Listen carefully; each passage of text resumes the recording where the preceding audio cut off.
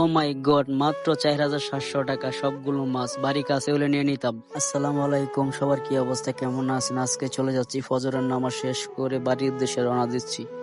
আমি প্রথমে চলে যাচ্ছি চাঁদপুরে, কারণ চাঁদপুরে যেতে হবে রঞ্চঘাট। আমি সিএনজির জন্য অপেক্ষা করছিলাম, এখন সিএনজি পেয়ে গেলাম। সিএনজিতে উঠে চলে যাচ্ছি। এদিক দিয়ে দেখেন চাঁদপুর কত কিলোমিটার লেখা আছে এখানে, আরো 24 কিলোমিটার যেতে হবে সিএনজি দিয়ে চাঁদপুরে। তো সকাল সকাল ভিউটা অনেক ভালো ছিল, অনেক ভালো লাগতেছিল, সকাল সকাল নিজেকে অনেক ফ্রেশ লাগতেছিল।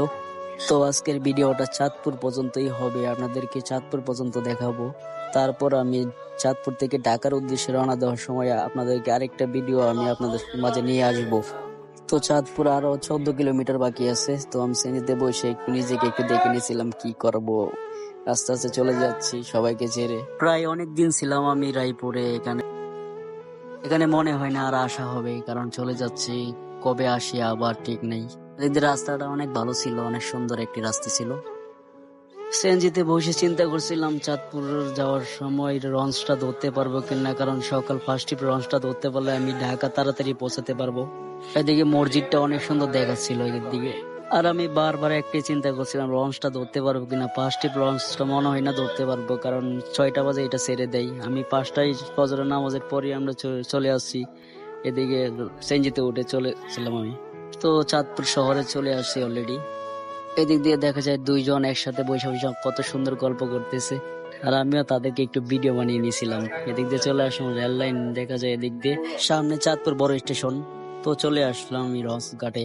তো এখান থেকে আমি একটা স্লিপ সংগ্রহ করব ভিতরে ঢোকার জন্য। প্রথমে আপনাদেরকে দেখিয়ে নেই, নদীতে অনেক অনেক লঞ্চ ঘোরাঘোরা করতেছে, আর আমার জন্য এই লঞ্চটাই অপেক্ষা করতেছে। এই লঞ্চে আমি চলে যাব ঢাকার উদ্দেশ্যে। তো দেখি আপনাদেরকে একটু ঘুরিয়ে ঘুরিয়ে দেখাই আমি কি করতেছি। আর এদিক দিয়ে দেখা যায় ইলিশ মাছ, কত সুন্দর ইলিশ মাছ, চিংড়ি মাছ, মাত্র 4,700 টাকায় সবগুলো মাছ দিয়ে দিবে বলতেছে। সত্যি অনেক সস্তা মাছ, আমার কাছে অনেক ভালো লাগছে। যদি বাড়ি আমার কাছে থাকতো তাহলে আমি সবগুলো মাছ প্যাকেটিং করে নিয়ে নিতাম। তারপর চলে আসলাম লঞ্চের ভিতরে। দেখেন ভিতরে সবাই একই সাথে সিট বসে আছে, কারণ আমি কোনো সিট নেই। আমি চিন্তা করতেছি ঘুরে ঘুরে যেহেতু ভিডিও করব, আমার তো সিটের কোনো দরকারই নাই।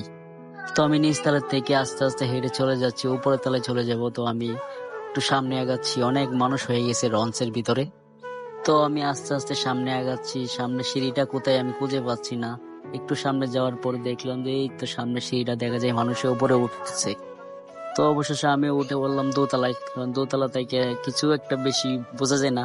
তো আমার ছাদের উপরে উঠতে হবে, এই জন্য আমি ছাদের উপরে চলে যাচ্ছি। এদিকে লঞ্চটা দেখেন কত সুন্দর। অবশেষে আবার চলে আসলাম একেবারে ছাদের উপর।